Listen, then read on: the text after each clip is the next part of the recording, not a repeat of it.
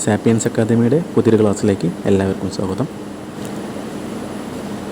നമ്മുടെ ഫ്ലൂയിഡ് മെക്കാനിക്സിൻ്റെ പുതിയൊരു ക്ലാസ്സാണ്. നമ്മളിന്ന് MCQs ആണ് ഡിസ്കസ് ചെയ്യാൻ പോകുന്നത്. നമ്മൾ ഓൾറെഡി കഴിഞ്ഞ 3 സെഷനുകളായിട്ട് നമ്മൾ ഒരുപാട് MCQs ഡിസ്കസ് ചെയ്തു. അപ്പോൾ നമ്മൾ വെറുതെ MCQs ഡിസ്കസ് ചെയ്യുമെന്ന് പറഞ്ഞാൽ നമ്മൾ വെറുതെ ആൻസേഴ്സ് പറഞ്ഞു പോകുമല്ലോ, പകരം നമ്മൾ ഓരോ MCQസിൻ്റെയും കൃത്യമായിട്ട് അതിൻ്റെ കോൺസെപ്റ്റുകൾ പറഞ്ഞിട്ടാണ് നമ്മൾ ക്ലാസ്സുകൾ മുന്നോട്ട് കൊണ്ടുപോകുന്നത്. ഓക്കെ, അപ്പോൾ നമ്മുടെ ഒരു ലേൺ കോൺസെപ്റ്റ് ത്രൂ ക്വസ്റ്റ്യൻസ്, നമ്മൾ ഓരോ ക്വസ്റ്റ്യൻസ് നമ്മൾ കോൺസെപ്റ്റുകൾ മനസ്സിലാക്കിയാണ് നമ്മൾ ഡിസ്കസ് ചെയ്ത് പോകുന്നത്. നമുക്ക് അത് ക്ലാസ് സ്റ്റാർട്ട് ചെയ്യാം. ഓക്കെ, അപ്പോൾ നമ്മൾ കഴിഞ്ഞ ക്ലാസ്സുകളായിട്ട് കുറേ MCQs പറഞ്ഞു. നമുക്കതിൻ്റെ കണ്ടിന്യൂഷൻ്റെ വരുന്ന അടുത്തൊരു MCQയിലേക്ക് നമുക്ക് പോകാം. നമ്മൾ ഏകദേശം കഴിഞ്ഞ ക്ലാസ്സിൽ 16ഓളം MCQs നമ്മൾ ഡിസ്കസ് ചെയ്തു. ഓക്കെ, ഇതെല്ലാം നമ്മൾ കഴിഞ്ഞ ക്ലാസ്സിൽ ഡിസ്കസ് ചെയ്ത ടോപ്പിക്കുകളാണ്. നമുക്കിനി അടുത്ത ക്വസ്റ്റ്യനിലേക്ക് പോകാം. നമ്മുടെ ഇന്നത്തെ ഫസ്റ്റ് ക്വസ്റ്റ്യൻ എന്ന് പറയുന്നത് ഒരു ന്യൂമറിക്കൽ ക്വസ്റ്റ്യനാണ്. നമുക്ക് സ്റ്റാർട്ട് ചെയ്യാം.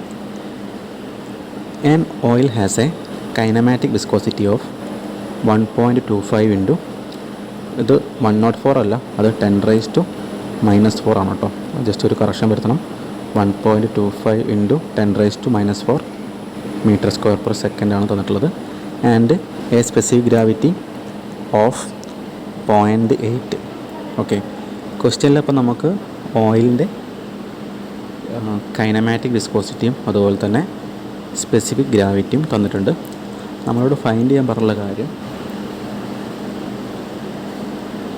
നമ്മുടെ ഡൈനാമിക് വിസ്കോസിറ്റിയാണ് നമ്മളോട് ഫൈൻഡ് ചെയ്യാൻ പറഞ്ഞത്. ഓക്കെ, ക്വസ്റ്റ്യനിൽ പറയുന്നത് what is it's dynamic viscosity in pascal second. Pascal സെക്കൻഡിൽ നമ്മൾ ഡൈനാമിക് വിസ്കോസിറ്റിയാണ് ഫൈൻഡ് ചെയ്യാൻ പറഞ്ഞത്. ഓക്കെ, ക്വസ്റ്റ്യൻ്റെ മീനിങ് എല്ലാവർക്കും ക്ലിയർ ആയെന്ന് വിചാരിക്കുന്നു. ക്വസ്റ്റ്യനിൽ നമുക്ക് തന്നിരിക്കുന്ന കാര്യങ്ങൾ, ഒരു കാര്യം കൈനമാറ്റിക് വിസ്കോസിറ്റിയാണ്. അപ്പോൾ നമ്മൾ ഓൾറെഡി തിയറി ക്ലാസ്സിൽ പഠിച്ചിട്ടുണ്ടായിരിക്കും. നമ്മൾ കൈനമാറ്റിക് വിസ്കോസിറ്റിയെ നമ്മൾ ചെറിയ സ്മോൾ ലെറ്റർ V ഉപയോഗിച്ച് നമുക്ക് റെപ്രസെൻറ്റ് ചെയ്യാം. നമ്മുടെ ഇക്വേഷൻ ഉണ്ടായിരിക്കുക V = μ/ρ ആണ്, അല്ലേ? μ/ρ ആണ്. അതായത് V എന്ന് പറഞ്ഞാൽ നമ്മുടെ കൈനമാറ്റിക് വിസ്കോസിറ്റിയാണ്. ഇത് നമ്മുടെ കൈനമാറ്റിക് വിസ്കോസിറ്റി. μ എന്ന് പറഞ്ഞാൽ നമ്മുടെ ഡൈനാമിക് വിസ്കോസിറ്റിയാണ്. റോ എന്ന് പറഞ്ഞാൽ നമ്മുടെ ഡെൻസിറ്റിയാണ്. ഓക്കെ, റോ എന്ന് പറഞ്ഞാൽ ഡെൻസിറ്റിയാണ്. അപ്പോൾ നമുക്ക് ഇവർ തമ്മിലുള്ള ഈ ഒരു റിലേഷൻ ഉപയോഗിച്ചാണ് നമ്മൾ ഈ ഒരു പ്രോബ്ലം നമ്മൾ വർക്കൗട്ട് ചെയ്യേണ്ടത്. അത് നമുക്ക് V = μ/ρ എന്നുള്ള ഇക്വേഷനാണ് നമ്മളിവിടെ യൂസ് ചെയ്യേണ്ടത്. ഓക്കെ, അപ്പോൾ മനസ്സിലായി വിചാരിക്കുന്നു. നമുക്കിനി എങ്ങനെയാണ് ഇതിൻ്റെ സൊല്യൂഷൻ കണ്ടെത്താൻ നോക്കാം. എനിക്കിപ്പോൾ തന്നിരിക്കുന്ന കാര്യങ്ങൾ എന്ന് പറഞ്ഞാൽ, ഒരു കാര്യം, നമുക്ക് നമ്മുടെ ഈ കൈനമാറ്റിക് വിസ്കോസിറ്റി നമുക്ക് ക്വസ്റ്റ്യനിൽ പറഞ്ഞിരിക്കുന്നു 1.25 into 10⁻⁻⁴. യൂണിറ്റ് ശ്രദ്ധിക്കണം, മീറ്റർ സ്ക്വയർ പെർ സെക്കൻഡ് ആണ്. അപ്പോൾ നമുക്കറിയാം അത് SI യൂണിറ്റാണ്.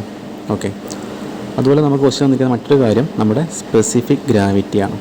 ഓക്കെ, അപ്പോൾ ഇവിടെ പറഞ്ഞു ഓയിലാണെന്ന് പറഞ്ഞിട്ടുണ്ട്. നമുക്കറിയാം ഓയിലാണെങ്കിൽ നമുക്കത് ലിക്വിഡിൻ്റെ കേസിലേക്ക് നമുക്ക് എടുക്കാവുന്നതാണ്. അപ്പോൾ നമുക്ക് ഓയിൽ ലിക്വിഡ് ആകുമ്പോൾ നമുക്കറിയാം സ്പെസിഫിക് ഗ്രാവിറ്റി, നമ്മൾ സാധാരണ സ്പെസിഫിക് ഗ്രാവിറ്റി നമ്മൾ റെപ്രസെൻ്റ് ലെറ്റർ S ആണ്. സ്പെസിഫിക് ഗ്രാവിറ്റി നമുക്കറിയാം ഒരു ലിക്വിഡിൻ്റെ അല്ലെങ്കിൽ ഒരു ഫ്ലൂയിഡിൻ്റെ സ്പെസിഫിക് ഗ്രാവിറ്റി എന്ന് പറഞ്ഞാൽ ആ ഫ്ലൂയിഡിൻ്റെ ഡെൻസിറ്റി ഡിവൈഡ് ബൈ സ്റ്റാൻഡേർഡ് ഫ്ലൂയിഡിൻ്റെ ഡെൻസിറ്റിയാണ്, അല്ലേ? അതാണ് നമ്മൾ സ്പെസിഫിക് ഗ്രാവിറ്റി എന്ന് പറയുന്നത്. അപ്പോൾ നമുക്ക് ഈ ഒരു ലിക്വിഡിൻ്റെ കേസാകുമ്പോൾ നമുക്കറിയാം സ്റ്റാൻഡേർഡ് ഫ്ലൂയിഡ് നമ്മുടെ വാട്ടറാണ്. ഓക്കെ, സ്റ്റാൻഡേർഡ് ഫ്ലൂയിഡ് വാട്ടറാണ്. അതായത് നമുക്ക് ഈ ഫ്ലൂയിഡിൻ്റെ ഡെൻസിറ്റി ഡിവൈഡ് ബൈ വാട്ടറിൻ്റെ ഡെൻസിറ്റി നമുക്ക് എന്ത് കിട്ടും? നമ്മുടെ ആ ഒരു ഫ്ലൂയിഡിൻ്റെ അല്ലെങ്കിൽ ആ ഓയിലിൻ്റെ സ്പെസിഫിക് ഗ്രാവിറ്റി കിട്ടും. അപ്പോൾ നമുക്ക് ഈ ഒരു കേസിൽ നമുക്ക് ഈ ഓയിലിൻ്റെ സ്പെസിഫിക് ഗ്രാവിറ്റി നമുക്ക് 0.8 തന്നിട്ടുണ്ട്. അതുപോലെ നമുക്ക് വാട്ടറിൻ്റെ ഡെൻസിറ്റി 1000 ആണെന്ന് അറിയാം. ഇവിടെ സ്പെസിഫിക് ഗ്രാവിറ്റി 0.8 ആണെന്ന് പറയാം. നമുക്ക് എന്ത് ചെയ്യാം? ആ റിലേഷൻ ഉപയോഗിച്ച് നമുക്ക് നമ്മുടെ ആ ഒരു ഓയിലിൻ്റെ ഡെൻസിറ്റി നമുക്ക് ഫൈൻഡ് ചെയ്യാൻ പറ്റും. റോ ഓഫ് ഓയിൽ നമുക്ക് ഫൈൻഡ് ചെയ്യാം. അതായത് റോ ഓഫ് ഓയിലേക്ക് നമുക്ക് എന്ത് എഴുതാം? 0.8 into 1000 നമുക്ക് എന്ത് കിട്ടും? 800 കിട്ടും. 800 kg/m³ ആയിരിക്കും നമുക്ക് ഈ ഒരു കേസിൽ ഓയിലിൻ്റെ ഡെൻസിറ്റി, റോ ഓഫ് ഓയിൽ എന്ന് പറയുന്നത്. റോ എന്ന് പറഞ്ഞാൽ നമ്മൾ ഓയിലിനെ ഡെൻസിറ്റിയെ റെപ്രസെൻ്റ് ചെയ്യുന്ന ലെറ്ററാണ് റോ. അപ്പോൾ നമുക്ക് ഈ ഒരു ക്വസ്റ്റ്യൻ പ്രകാരം എന്തൊക്കെ കിട്ടിപ്പോൾ നമുക്ക് ആവശ്യമുള്ള കൈനമാറ്റിക് വിസ്കോസിറ്റി ഓൾറെഡി അറിയാം. 1.25 into 10⁻⁻⁴ metre square per second ആണ്. അതുപോലെ നമുക്ക് നമ്മുടെ ഓയിലിൻ്റെ ഡെൻസിറ്റി നമുക്കിപ്പോൾ ഇവിടെ 800 kg/m³ കിട്ടി. ക്വസ്റ്റ്യനിൽ വെച്ചിരിക്കുന്ന കാര്യം what is it's dynamic viscosity in pascal second ആണ്, അല്ലേ? പാസ്കൽ സെക്കൻഡ് എന്ന് കാണുമ്പോൾ അറിയാതിരിക്കാൻ പാടില്ല. നമുക്കറിയാം ഡൈനാമിക് വിസ്കോസിറ്റിയുടെ SI യൂണിറ്റാണ് പാസ്കൽ സെക്കൻഡ്, അല്ലെങ്കിൽ അതിൻ്റെ വേറെ പേരാണ് newton second per metre square. നമ്മളിതൊക്കെ കൃത്യമായിട്ട് നമ്മൾ തിയറി ക്ലാസ്സിൽ ഡിസ്കസ് ചെയ്തിട്ടുണ്ട് അല്ലെ. Newton second per metre square, അല്ലെങ്കിൽ നമുക്കറിയാം ന്യൂട്ടൺ പെർ മീറ്റർ സ്ക്വയറിൻ്റെ മറ്റൊരു പേരാണ് പാസ്കൽ. അപ്പോൾ നമുക്ക് പാസ്കൽ സെക്കൻഡ് എന്ന് പറയാം. നമ്മൾ പാസ്കൽ സെക്കൻഡിൽ നമ്മൾ എന്ത് ചെയ്യണം, നമ്മുടെ ഡൈനാമിക് വിസ്കോസിറ്റി കാണാം. അതായത് നമ്മുടെ ഇക്വേഷനിലെ മ്യൂ കാണണം. നമുക്കറിയാം മ്യൂ എന്ന് പറഞ്ഞാൽ ഡൈനാമിക് വിസ്കോസിറ്റിനെ റെപ്രസെൻറ്റ് ചെയ്യുന്ന ലെറ്ററാണ്. അതായത് മ്യൂ ഇക്വൽ ടു എന്ത് വരും, താഴെയുള്ള റോ അപ്പുറത്തേക്ക് വരുമ്പോൾ V ഇൻറ്റു റോ ചെയ്ത് നമുക്ക് മ്യൂ കിട്ടും. ഓക്കെ, പറഞ്ഞ് മനസ്സിലായി വിചാരിക്കുന്നു. സംശയം ഉണ്ടെങ്കിൽ ജസ്റ്റ് ഒന്ന് റിവേഴ്സ് ചെയ്തിട്ട് കേട്ട് നോക്കാം. അപ്പോൾ നമുക്ക് ഇക്വേഷനിൽ പറയുമ്പോൾ നമുക്കറിയുന്ന ഇക്വേഷൻ V ഈക്വൽ ടു നമ്മൾ പറഞ്ഞ പോലെ തന്നെ മ്യൂ ബൈ റോയാണ്, അല്ലെ. റോ എന്ന് പറഞ്ഞാൽ ഡെൻസിറ്റി. ഇതിൽ നമുക്ക് V അറിയാം, കൈനമാറ്റിക് വിസ്കോസിറ്റി അറിയാം, ഡെൻസിറ്റി അറിയാം. ഫൈൻഡ് ചെയ്യേണ്ട കാര്യം നമ്മുടെ ഈ ഒരു മ്യൂ ആണ് നമ്മൾ ഫൈൻഡ് ചെയ്യേണ്ടത്. അപ്പോൾ നമുക്ക് മ്യൂ ഈക്വൽ ടു എന്താ എഴുതാം, മ്യൂ ഈക്വൽ ടു നമുക്ക് കൈനമാറ്റിക് വിസ്കോസിറ്റി ഇൻറ്റു ഡെൻസിറ്റി എന്ന് പറയാം. Okay, density. അപ്പോൾ നമുക്ക് ഓൾറെഡി കൈനമാറ്റിക് വിസ്കോസിറ്റി ക്വസ്റ്റ്യൻ തന്നിട്ടുണ്ട്. അതായത് മ്യൂ ഈക്വൽ ടു നമുക്ക് കൈനമാറ്റിക് വിസ്കോസിറ്റി 1.25 ഇൻറ്റു 10⁻⁻⁴ ആണ് അല്ലേ. 1.25 into 10⁻⁻⁴ metre square per second ആണ്. അത് നമ്മൾ പ്രത്യേകിച്ച് യൂണിറ്റ് കൺവേർഷൻ ചെയ്യേണ്ട ആവശ്യമില്ല, കാരണം അത് ഓൾറെഡി SI യൂണിറ്റിലാണ്. ഇൻറ്റു റോ നമ്മൾ കണ്ടെത്തി, അത് ഡെൻസിറ്റിയാണ്. നമുക്കറിയാം 800 കിലോഗ്രാം പെർ മീറ്റർ ഒക്കെ. അത് നമ്മൾ പ്രത്യേകിച്ച് ഇനി യൂണിറ്റ് കൺവേർഷൻ ചെയ്യേണ്ട ആവശ്യമില്ല, നമുക്ക് ഓൾറെഡി SI യൂണിറ്റിലാണ് കിടക്കുന്നത്. ഇനി 800 ഇൻറ്റു 1.25 നമുക്കറിയാം. 8 ഇൻറ്റു 1 ഏതാ നമുക്കറിയാം, 8 ആണ്. 8 ഇൻറ്റു 0.25 ഏതാ നമുക്കറിയാം, അല്ല 8 ഇൻറ്റു കാലം ഏതാ 2 ആണ്. ഇപ്പോൾ 8 2 10. അതിൻ്റെ അർത്ഥം 8 ഇൻറ്റു 1.25 ഏതാ നമുക്ക് 10 കിട്ടും. ഓക്കെ, ഇനി 800 ഇൻറ്റു 1.25 ആകുമ്പോൾ 2 0 കൂടി ചേർക്കണം. പക്ഷേ ഇവിടെ 10⁻⁻⁴ വേറെ എന്തെങ്കിലും 4 സ്ഥാനം നമ്മൾ ബാക്കോട്ട് മാറ്റണം. അതായത് 1000 കിട്ടി, 4 സ്ഥാനം നമ്മൾ ബാക്കോട്ട് മാറ്റി എത്ര വരിക, 0.1 അല്ലേ. 0.1 നമുക്ക് ഫൈനൽ ആൻസർ കിട്ടുക. 0.1 പാസ്കൽ സെക്കൻഡ് ആയിരിക്കും നമ്മുടെ final answer. Okay, 0.1 pascal second അല്ലെങ്കിൽ or newton second per metre square നമുക്ക് ആൻസർ കിട്ടുക. ഈ ആൻസർ നമ്മുടെ ഓപ്ഷനിലുണ്ടെങ്കിൽ നമുക്ക് അത് കറക്റ്റ് ആൻസർ ആയിരിക്കും. ഓക്കെ, പറഞ്ഞാൽ മനസ്സിലായി വിചാരിക്കുന്നു. എളുപ്പമുള്ളൊരു പ്രോബ്ലമാണ്. ഓക്കെ, അപ്പോൾ ഓരോ സ്റ്റെപ്പുകളും കൃത്യമായിട്ട് നോട്ട് ചെയ്ത് വെക്കാം. ഇത് നമ്മൾ കാൽക്കുലേഷൻ നമ്മളിങ്ങനെ ചെയ്ത് ശീലിക്കാൻ ശ്രമിക്കുക. ഈസി ആയിട്ട് നമുക്ക് എന്ത് ചെയ്യാം, പെട്ടെന്ന് മൾട്ടിപ്ലൈ ചെയ്യാൻ പറ്റും. അല്ലാണ്ട് നമ്മൾ എഴുതി ഗുണിക്കുമ്പോൾ ഒരുപാട് സമയം എടുക്കും. നമുക്ക് എക്സാമിന് അറിയാം, നമ്മുടെ കോമ്പറ്റേറ്റീവ് എക്സാമിന് നമുക്ക് കാൽക്കുലേറ്റർ ഒന്നും യൂസ് ചെയ്യാൻ കഴിയില്ല. അപ്പോൾ അതുപോലെ എന്ത് ചെയ്യുക, ഫാസ്റ്റായിട്ട് കാൽക്കുലേഷൻ ചെയ്യാൻ പഠിക്കാം. നമ്മൾ ഓൾറെഡി RRB ജയിലൊക്കെ നമ്മൾ എന്ത് ചെയ്യുന്നുണ്ട്, അല്ലെങ്കിൽ SSC ജയിലൊക്കെ നമുക്ക് എന്ത് വേണം, നമ്മൾ ഓൾറെഡി റീസണിങ്ങും മാത്സും ക്വാണ്ടിറ്റേറ്റീവ് ആപ്റ്റിറ്റ്യൂഡും അതുപോലെ നമ്മൾ പഠിക്കുന്നുണ്ട്. അപ്പോൾ നമ്മൾ മാത്സിൽ അത്യാവശ്യം ഫാസ്റ്റായിട്ട് നമുക്ക് ഈസി ആയിട്ട് നമുക്കൊരു പ്രോബ്ലം ചെയ്യാൻ പറ്റും. ഓക്കെ, നമ്മൾ ഫൈനൽ ആൻസർ 0.1 പാസ്കൽ സെക്കൻഡ് ആയിരിക്കും നമുക്ക് ഓപ്ഷനിൽ. നമ്മുടെ ഓപ്ഷൻ C ആണ് നമ്മുടെ ഇതിന് ആൻസർ ആയിട്ട് വരിക, ഓപ്ഷൻ C. ഓക്കെ, നമുക്കിനി അടുത്തൊരു പ്രോബ്ലത്തിലേക്ക് അല്ലെങ്കിൽ അടുത്തൊരു ക്വസ്റ്റിലേക്ക് നമുക്ക് പോകാം.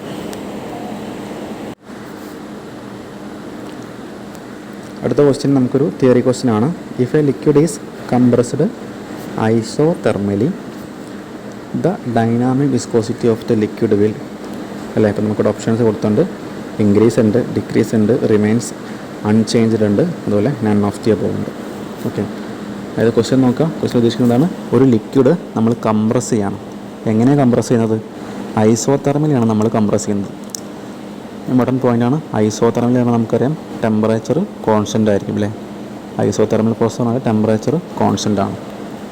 ഓക്കെ, അതുപോലെ if a liquid is compressed എന്ന് പറഞ്ഞിട്ടുണ്ട്. അപ്പോൾ നമ്മൾ പഠിച്ചിട്ടുണ്ടായിരിക്കും, നമ്മൾ തിയറി ക്ലാസ്സിൽ ഓൾറെഡി പഠിച്ചാണ്. നമ്മൾ സാധാരണയായിട്ട് എന്ത് ചെയ്യും, ലിക്വിഡ് നമ്മൾ ഒരു ഇൻകംപ്രസിബിൾ ഫ്ലൂയിഡായിട്ടാണ് നമ്മൾ ട്രീറ്റ് ചെയ്യുന്നത്. ഓക്കെ, ലിക്വിഡ് നമ്മൾ ഇൻകംപ്രസിബിൾ ഫ്ലൂയിഡായിട്ടാണ് നമ്മൾ ട്രീറ്റ് ചെയ്യുന്നത്. Liquid is treated as incompressible fluid.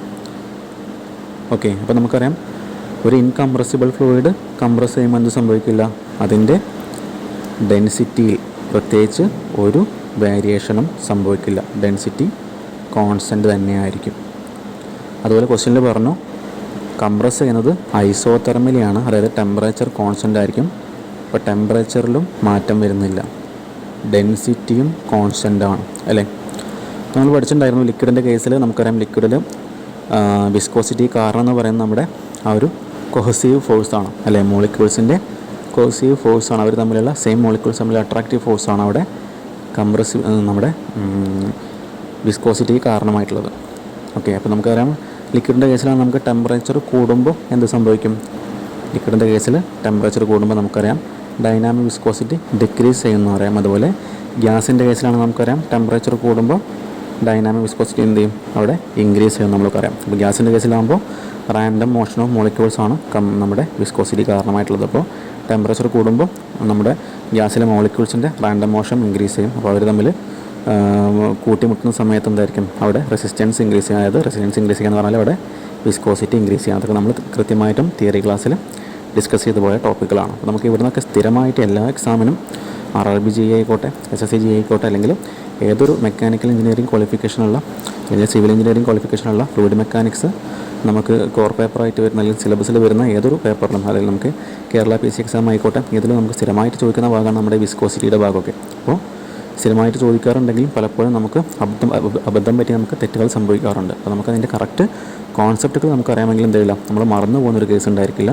Concept നമുക്കറിയാമെങ്കിൽ എന്ത് ചെയ്യാം, നമുക്ക് ആലോചിച്ച് ആൻസർ ചെയ്യാനുള്ള ഒരു അവസരം നമുക്ക് ഉണ്ടാവുന്നതാണ്. അപ്പോൾ നമ്മൾ എപ്പോഴും നമ്മൾ ഒരു ടോപ്പിക്ക് പഠിക്കുമ്പോൾ അതിൻ്റെ കോൺസെപ്റ്റ് മനസ്സിലാക്കി പഠിക്കണം. അല്ലാണ്ട് നമ്മൾ വെറുതെ ടെമ്പറേച്ചർ കൂടുമ്പോൾ വിസ്കോസിറ്റി കുറയുന്നു, അതുപോലെ ലിക്വിഡിൻ്റെ കേസ് ആണെങ്കിലും അല്ലെങ്കിൽ ഗ്യാസിൻ്റെ കേസ് ആകുമ്പോൾ ടെമ്പറേച്ചർ കൂടുമ്പോൾ വിസ്കോസിറ്റിയും കൂടുമെന്ന് നമ്മൾ പഠിച്ചു വെച്ചാൽ നമ്മൾ എന്തായിരിക്കും, നമുക്ക് പിന്നീട് നമുക്ക് എക്സാമിൻ്റെ സമയത്ത് നമുക്ക് ഗ്യാസിൻ്റെയും ലിക്വിഡിൻ്റെയും കാര്യങ്ങൾ നമുക്ക് കൺഫ്യൂഷൻ വന്ന് തിരിഞ്ഞു പോകാനുള്ള ടെൻഡൻസി ഉണ്ടായിരിക്കും. അപ്പോൾ നമ്മൾ ഓരോന്നിൻ്റെയും കറക്റ്റ് കോൺസെപ്റ്റ് മനസ്സിലാക്കി വെച്ചാൽ എന്തായിരിക്കും, നമുക്ക് ആ ഒരു കൺഫ്യൂഷൻ ഉണ്ടാകാതെ നമുക്ക് ആൻസർ ചെയ്യാൻ പറ്റും. ഓക്കെ, അപ്പോൾ നമുക്കറിയാം ഓരോ മാർക്കും വിലപ്പെട്ടതാണ്.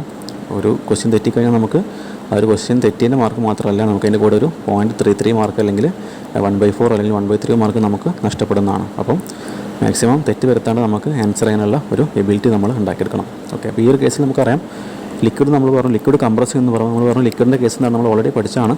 ലിക്വിഡ് എന്താണ്? ലിക്വിഡ് ഒരു ഇൻകംപ്രസിബിൾ ഫ്ലൂയിഡായിട്ടാണ് നമ്മൾ ട്രീറ്റ് ചെയ്യുന്നത്. അതുപോലെ ഇവിടെ ഐസോതെർമലി എന്ന് പറഞ്ഞിട്ടുണ്ട്. അപ്പോൾ എന്തായിരിക്കും? ടെമ്പറേച്ചർ കോൺസ്റ്റൻ്റ് ആയിരിക്കും. അപ്പോൾ ഇവിടെ ശരിക്കും എന്ത് ചെയ്യുന്നില്ല, നമുക്കറിയാം ഇൻകംപ്രസിബിൾ ആകുമ്പോൾ ഡെൻസിറ്റി കോൺസ്റ്റൻ്റ് ആണ്. അപ്പോൾ എന്ത് ചെയ്യില്ല, ഇവിടെ പ്രത്യേകിച്ച് നമ്മുടെ വിസ്കോസിറ്റിക്ക് അല്ലെങ്കിൽ റെസിസ്റ്റൻസ് ഒന്നും കൂടുന്നൊരു പ്രശ്നം വരുന്നില്ല. അതായത് പ്രത്യേകിച്ച് അതിനൊരു മാറ്റവും കുറയുന്നുമില്ല, കൂടുന്നുമില്ല. അതായത് പ്രത്യേകിച്ച് ഒരു മാറ്റവും സംഭവിക്കുന്നില്ല.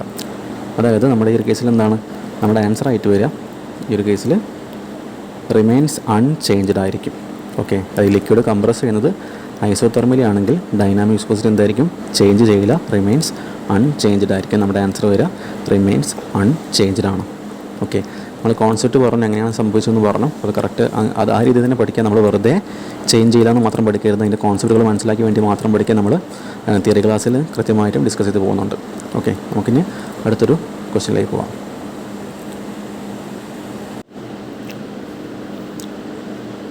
അടുത്ത question, if one were to use a piezometer to measure fluid pressures.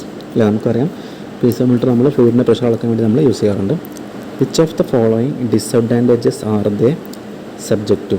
അപ്പോൾ അതിൽ താഴെ തന്നിരിക്കുന്നതിൽ ഏതൊക്കെയാണ് നമ്മുടെ പീസോമീറ്ററിൻ്റെ, ശ്രദ്ധിക്കണം, ഡിസ്അഡ്വാൻറ്റേജ് ആണ് ചോദിച്ചുള്ളത്, അല്ലെങ്കിൽ ലിമിറ്റേഷൻസ് ആണ് നമ്മൾ ചോദിച്ചുള്ളത്. ഓക്കെ, അപ്പോൾ നമുക്ക് ഓരോ ഓപ്ഷൻസ് നോക്കാം. It has A complicated construct, അല്ലേ, ഒരു കോംപ്ലിക്കേറ്റഡ് ആയിട്ടുള്ള ഡിസൈനാണ് നമ്മൾ പറയുന്നത്. ശരിക്കും എന്താണ് നമ്മുടെ പീസോമീറ്റർ ട്യൂബ് എന്ന് പറഞ്ഞാൽ നമുക്കറിയാം സിമ്പിളായിട്ടുള്ള ഒരു ട്യൂബാണ് പീസോമീറ്റർ ട്യൂബ്. അതെന്തല്ല അതൊരു കോംപ്ലക്സ് ഡിസൈനുള്ള സംഭവമല്ല. അപ്പോൾ നമുക്ക് ഈ ഒരു ഓപ്ഷൻ തെറ്റാണെന്ന് ഓൾറെഡി പറയാം. അതൊരു ഡിസഡ്വാൻറ്റേജ് ആണെന്ന് നമുക്ക് പറയാൻ പറ്റില്ല. അതുപോലെ it is expensive to build. അത് നമ്മൾ പറഞ്ഞു ഡിസൈൻ ഇത്ര സിമ്പിളായി വരുന്നതായിരിക്കും, പ്രത്യേകിച്ച് ഒരു വലിയൊരു എക്സ്പെൻസ് ഒന്നും ആ ഒരു ട്യൂബ് ഉണ്ടാക്കാൻ നമുക്ക് വരില്ല. സോ അതുകൊണ്ടാണ് ഒരു തെറ്റായിട്ടുള്ള ഒരു സ്റ്റേറ്റ്മെൻറ്റാണ്. ഓക്കെ, ഇറ്റ് ഈസ് എക്സ്പെൻസീവ് അല്ല. മൂന്നാമത്തെ ഓപ്ഷൻ നോക്കാം, it is not suitable for medium measurement. അല്ലേ, അപ്പോൾ നമ്മളൊക്കെ അറിയുന്നതാണ് നമ്മുടെ ഈ പീസോമീറ്ററിൻ്റെ കേസിൽ ശരിക്കും നമ്മൾ യൂസ് ചെയ്യുന്നത് ശരിക്കും മീഡിയം പ്രഷർ അളക്കാണ് നമ്മൾ ശരിക്കും എന്ത് ചെയ്യുന്നത്, നമ്മുടെ പീസോമീറ്റർ യൂസ് ചെയ്യുന്നത്. അല്ലേ, അപ്പോൾ അതൊരു എന്താണ് ഈ ഒരു കേസിൽ നമുക്ക് ഡിസഡ്വാൻറ്റേജ് ആണെന്ന് ഒരിക്കലും പറയാൻ കഴിയില്ല, അതൊരു അഡ്വാൻറ്റേജ് ആണ്. അല്ലെങ്കിൽ നമുക്കതിൻ്റെ ഒരു തെറ്റായിട്ടുള്ള സ്റ്റേറ്റ്മെൻറ്റ് അല്ല തന്നിരിക്കുന്നത്. അപ്പോൾ എന്താണ്, ഇതും അല്ല നമ്മുടെ ആൻസർ ആയിട്ട് വരിക. അതായത് നമ്മൾ പറഞ്ഞ പീസോമീറ്റർ നമുക്കറിയാം മീഡിയം പ്രഷറാണ് നമ്മൾ അളക്കുന്നത്. കാരണം വളരെ കുറഞ്ഞ പ്രഷർ അളക്കാൻ പറ്റില്ല, ഒരുപാട് വലിയ പ്രഷർ അളക്കാൻ പറ്റില്ല. കാരണം ഒരുപാട് വലിയ പ്രഷറാകുമ്പോൾ നമുക്ക് പീസോമീറ്റർ ട്യൂബ് അത്രയും ഹൈറ്റിലേക്ക് നമ്മൾ ബിൽഡ് ചെയ്യേണ്ടി വരും. അപ്പോൾ അത് അതിൻ്റെ ഒരു ഡിസഡ്വാൻറ്റേജ് ആണ്. അപ്പം എന്താണ് ഇത് നമുക്കൊരു ഡിസഡ്വാൻറ്റേജ് ആയിട്ട് പറയാൻ കഴിയില്ല. അപ്പോൾ ഈ ഓപ്ഷനും അല്ല, ബിയും അല്ല, എയും അല്ല, പിന്നെ ബാക്കിയുള്ള ഓപ്ഷൻ ഡി ആണ്. അപ്പോൾ നമുക്ക് ഡി നോക്കാം എന്താ പറഞ്ഞിരിക്കുന്നത്. It cannot be used to measure vacuum pressure range. Okay, അപ്പോൾ എന്താണ് വാക്വം പ്രഷർ റേഞ്ച് നമുക്ക് അളക്കാൻ പറ്റില്ല എന്ന് പറഞ്ഞിട്ടുണ്ട്. ഓക്കെ, അപ്പോൾ എന്താണ് ശരിയാണല്ലേ, അതായത് അതിൻ്റെ ഒരു ഡിസഡ്വാൻറ്റേജ് ആണ്. നമ്മൾ പറഞ്ഞു ഹൈ പ്രഷർ ആകുമ്പോൾ നമുക്ക് അത്രയും വലിയ ട്യൂബ് വേണ്ടി വരും, അപ്പോൾ അതൊരു ഡിസഡ്വാൻറ്റേജ് ആണ്. ഓക്കെ, മീഡിയം പ്രഷർ ആകുമ്പോൾ നമുക്കൊരു സാധാരണ വലുപ്പത്തിലുള്ള പീസോമീറ്റർ മതിയായിരിക്കും. അപ്പോൾ നമുക്ക് മൂന്നാമത്തെ ഓപ്ഷൻ ഡിസഡ്വാൻറ്റേജ് എല്ലാം പറയാൻ പറ്റും. നാലാമത്തെ ഓപ്ഷൻ പറയുന്നത് വാക്വം പ്രഷർ അളക്കാൻ പറ്റില്ല എന്നാണ് അല്ലേ. It cannot be used to measure vacuum pressure range. അത് ശരിയായിട്ടുള്ള സ്റ്റേറ്റ്മെൻറ്റിനാണ് അല്ലേ. നാലാമത്തെ ഓപ്ഷൻ എന്താണ്, ശരിയായിട്ടുള്ള ഒരു സ്റ്റേറ്റ്മെൻറ്റിനാണ്. അതായത് നമുക്ക് എന്ത് ചെയ്യാൻ കഴിയില്ല, വാക്വം പ്രഷർ റേഞ്ചിൽ നമുക്ക് മെഷർ ചെയ്യാൻ കഴിയില്ല, കാരണം അതിൻ്റെ ട്യൂബ് മാത്രമായതുകൊണ്ടാണ്. നമ്മളവിടെ പ്രത്യേകിച്ച് മാനോമെട്രിക് ഫ്ലൂയിഡ് നമ്മൾ യൂസ് ചെയ്യുന്നില്ല. അപ്പോൾ എന്തായിരിക്കും, ഒരു പീസോമീറ്റർ വെച്ച് നമുക്ക് എന്ത് ചെയ്യാൻ കഴിയില്ല, വാക്വം പ്രഷർ അളക്കാൻ കഴിയില്ല. അതാണ് ഇതിൻ്റെ യഥാർത്ഥ ഡിസ്അഡ്വാൻറ്റേജ് ആയിട്ട് അല്ലെങ്കിൽ ലിമിറ്റേഷൻ ആയിട്ട് വരുന്ന ഒരു സ്റ്റേറ്റ്മെൻറ്റ് എന്ന് പറയുന്നത്. സോ നമുക്ക് ഈ ഒരു കേസിൽ നമ്മുടെ ഓപ്ഷൻ ഡി ആയിരിക്കും എന്ത് ചെയ്യുക, നമ്മുടെ ഈ ഒരു കേസിൽ ആൻസർ ആയിട്ട് വരുന്നത്. ഓക്കെ, ഓപ്ഷൻ ഡി ആണ് ഈ ഒരു കേസിൽ ആൻസർ വരിക. ഓക്കെ, സിമ്പിളായിട്ടുള്ള ക്വസ്റ്റ്യൻ ആണ്, നല്ല തെറ്റിപ്പോകാൻ ചാൻസ് ഉണ്ട്, കൃത്യമായിട്ടും മനസ്സിലാക്കുക.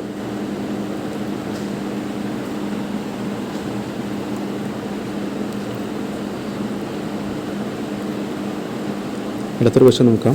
19ാമത്തെ question, which of the following law states that intensity of pressure at a point in a static fluid is equal in all directions. Okay, അപ്പോൾ പ്രത്യേകം നോക്കണം, സ്റ്റാറ്റിക് ഫ്ലൂയിഡിൻ്റെ കേസാണ് പറയുന്നത് അല്ലേ. ഒരു സ്റ്റാറ്റിക് ഫ്ലൂയിഡിലെ ഏതൊരു പോയിൻറ്റിലെയും ഇൻറ്റൻസിറ്റി ഓഫ് പ്രഷർ അല്ലെ, ആ പോയിൻറ്റിലെ ഇൻറ്റൻസിറ്റി ഓഫ് പ്രഷർ എന്തായിരിക്കും, എല്ലാ ഡയറക്ഷനിലേക്കും എന്തായിരിക്കും, ഈക്വൽ ആയിരിക്കും. നമ്മൾ ആ ലോ പറയുന്ന ആരാണ്, നമുക്ക് വളരെ സിമ്പിളായിട്ടുള്ള ക്വസ്റ്റ്യനാണ്. ലോ പറയുന്നത് നമ്മുടെ പാസ്കൽസ് ലോ ആണ് അതിൻ്റെ ആൻസർ വരിക. ഓക്കെ, ഇതിൽ പ്രത്യേകം ശ്രദ്ധിക്കേണ്ട പോയിന്റുകൾ പ്രത്യേകം നോക്കണം. സ്റ്റാറ്റിക് ഫ്ലൂയിഡാണെന്ന് പറഞ്ഞിട്ടുണ്ടായിരിക്കും, സ്റ്റാറ്റിക് ആണെങ്കിൽ മാത്രമേ അത് പാസ്കൽസ് ലോ ആവുള്ളൂ അല്ലെങ്കിൽ ആ ഒരു പാസ്കൽസ് ലോ പറഞ്ഞ സ്റ്റേറ്റ്മെൻറ്റ് ആവുള്ളൂ അല്ലേ. അതായത് intensity of pressure at a പോയിൻറ്റിനെ സ്റ്റാറ്റിക് ഫ്ലൂയിഡ് ആണെങ്കിൽ മാത്രം എന്ത് ചെയ്യുള്ളൂ, നമുക്ക് ഈ ഒരു എല്ലാ ഡയറക്ഷനിലേക്കും നമുക്ക് ഈക്വൽ പ്രഷറാണെന്ന് പറയാൻ പറ്റുള്ളൂ. അല്ലെങ്കിൽ എന്താണ്, തെറ്റാണ്, ശരിക്കും തെറ്റാണ്. പാസ്കൽസ് ലോ പറയുമ്പോൾ എന്താണ്, സ്റ്റാറ്റിക് ഫ്ലൂയിഡ് ആയിരിക്കണം, അതുപോലെ ഇൻറ്റൻസിറ്റി ഓഫ് പ്രഷർ എന്തായിരിക്കും, എല്ലാ ഡയറക്ഷനിലേക്കും ഈക്വൽ ആയിരിക്കും. ആ ഒരു കാര്യം മനസ്സിലാക്കുക, പ്രത്യേകം ശ്രദ്ധിക്കണം. സ്റ്റാറ്റിക് ഫ്ലൂയിഡ് ആണ് പ്രത്യേകം പറയണം. ഓക്കെ, അതുപോലെ ഓൾ ഡയറക്ഷൻസിലേക്ക് ഈക്വൽ ആയിരിക്കും. അപ്പോൾ ആ ലോ പറയുന്നത് പാസ്കൽസ് ലോ ആണ്. ഓക്കെ, ഈസി ആയിട്ടുള്ള ഒരു ക്വസ്റ്റ്യൻ ആണ്, തിയറി ക്വസ്റ്റ്യൻ ആണ്, ഡയറക്റ്റ് ക്വസ്റ്റ്യൻ ആണ്. അപ്പോൾ നമുക്കിനി അടുത്തൊരു ക്വസ്റ്റ്യനിലേക്ക് പോകാം.